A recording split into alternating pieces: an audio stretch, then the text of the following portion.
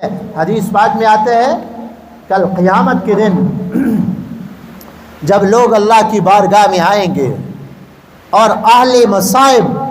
جن کے اوپر دنیا میں مصائب آئے تھے، مشکلات آئی تھی اور پریشانیاں آئی تھی، جن کے اوپر اللہ رب العزت ان کو جب بلائیں گے، بسا اوقات انسان کے لیے اللہ رب العزت جنت کے اندر ایک مقام متعین کرتے ہیں کہ میں نے اپنے اس بندے کو یہ مقام دینا ہے، یہ بڑا مرتبہ دینا ہے، اتنا بڑی جنت دینی ہے میں نے اپنے بندے کو۔ لیکن اعمال کے اعتبار سے وہ بندہ وہ جنت اور وہ مقام حاصل نہیں کر پاتا، اعمال کے اعتبار سے کمزور ہوتا ہے، اعمال کے اندر سستی کر رہا ہوتا ہے، تو اللہ رب العزت اس کے اوپر پھر مصائب اور آزمائش اور اس کے اوپر پریشانیاں بھیجتے ہیں، کبھی خود بیمار، کبھی گھر والے بیمار، کبھی بچے بیمار، اور کبھی کیا مصائب، کبھی کیا مشکلات، کبھی کیا پریشانیاں۔ یاد رکھو دنیا کے اندر تکلیفیں مسلمان پہ بھی آتی ہیں، کافر کے اوپر بھی آتی ہیں، اللہ والوں پہ بھی آتی ہیں، اور نافرمانوں کے اوپر بھی مصائب مشکلات آتے ہیں، اور بسا اوقات بیماریاں اللہ والوں کے اوپر بھی آتی ہیں اور بلکہ زیادہ آتی ہے،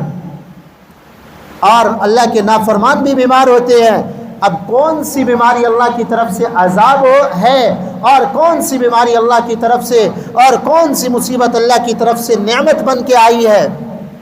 یہ کیسے پتہ چلے گا؟ حضرت مولانا اشرف علی تھانوی رحمۃ اللہ علیہ فرماتے تھے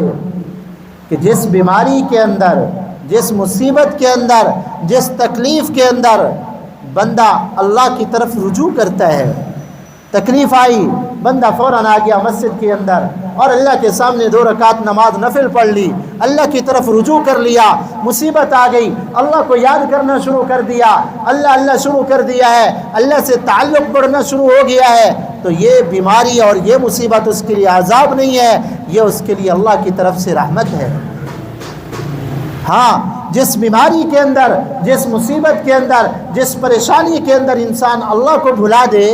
وہ بیماری اس کے لیے اللہ کی طرف سے عذاب ہوتی ہے۔ اب مسلمان کے اوپر جب بیماری اور مصائب آتے ہیں اور مشکلات آتے ہیں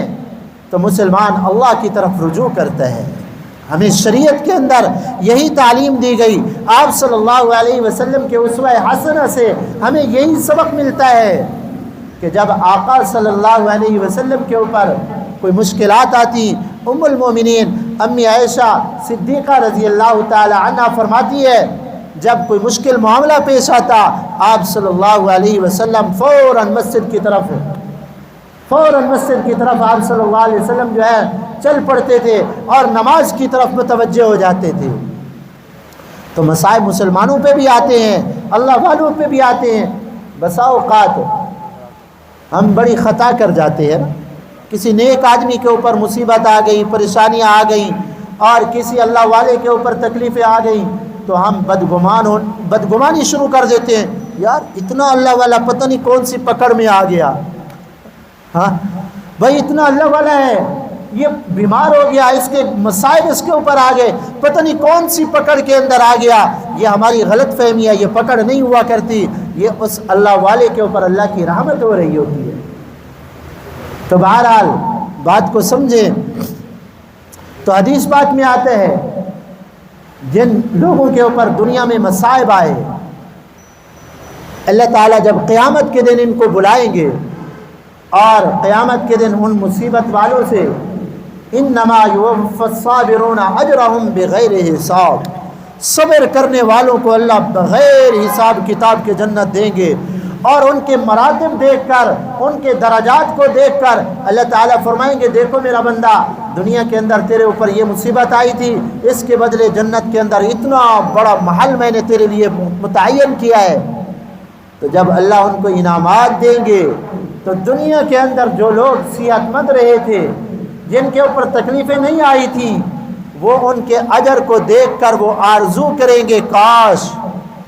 دنیا کے اندر ہمارے اوپر ایسے مصائب آتے، ہمارے اوپر ایسی مشکلات آتی، اور ہمارے جسم سے، لوہے کی کنگھیوں سے ہمارے جسم سے ہمارے گوشت کو ادھیڑ لیا جاتا اور ہم صبر کرتے، آج ہمیں بھی یہ مراتب